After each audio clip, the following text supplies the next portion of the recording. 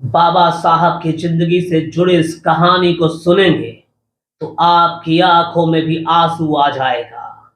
सतारा में अंबेडकर परिवार ने किसी तरह जीवन यापन का सहारा तो ढूंढ लिया, परंतु बच्चों के लिए समाज में घुलने मिलने की समस्या खड़ी हो गई। भीमराव के भाई बहन तो अब तक जान चुके थे कि वे अछूत है और उन्हें समाज के लोग इज्जत नहीं देंगे। लोग उनसे बचते हैं, उनकी छुई हुई चीज नहीं खा सकते। ब्राह्मण तो इतना परहेज करते हैं कि यदि उनका साया भी छू जाए तो शिव शिव करते हुए फिर से स्नान करने के लिए भाग खड़े होते हैं। भीमराव अभी छोटे थे जब उन्होंने यह सब देखा तो उन्हें बड़ी हैरानी हुई। बचपन से ही भीमराव में चीजों को गहराई से देखने और जानने की इच्छा तीव्र थी। वे जब घर से बाहर निकलते तो सब ओर देखते और दौड़कर सब बच्चों के साथ घुल मिल जाना चाहते थे। वे इस सच्चाई से अनजान थे कि जिस परिवार और जाति में उन्हें जन्म लिया है वह भारतीय समाज में अछूत है और उन्हें सब बच्चों के साथ हिल मिलकर खेलने तथा उन्हें दोस्त बनाने का अधिकार नहीं है।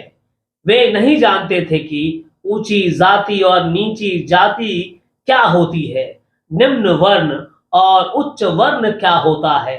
जब वे बाहर होते और कोई बच्चा उन्हें दिखाई दे जाता तो उसकी ओर दौड़ पड़ते।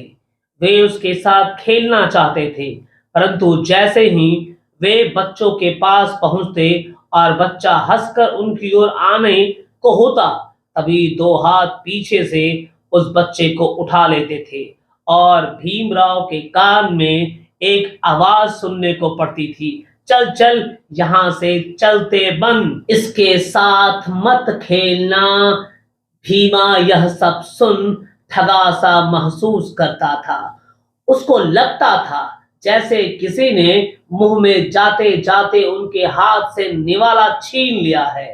कहीं बच्चों का झुंड खेल रहा होता और भीमराव दौड़कर खेल में शामिल होना चाहते तो कोई बड़ा बच्चा झट से आगे आता और कहता, नहीं, तू हमारे साथ नहीं खेल सकता, तू अछूत है, जा यहां से भाग जा। भीमराव रोते हुए घर लौट आते। माँ पूछती, क्या हुआ भीमा, तू रो क्यों रहा है?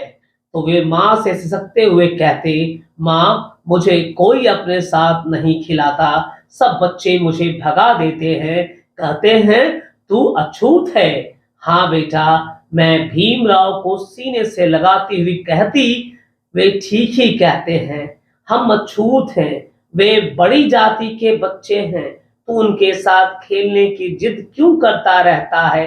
क्यों जाता है तू वहां बेटा, क्यों जाता है? तू अपनी बहनों के साथ खेल, तू अपनी भाइयों के साथ खेला कर। सिसकते हुए भीमा चुप हो जाता और प्रायः माँ की गोद में जाकर सो जाता।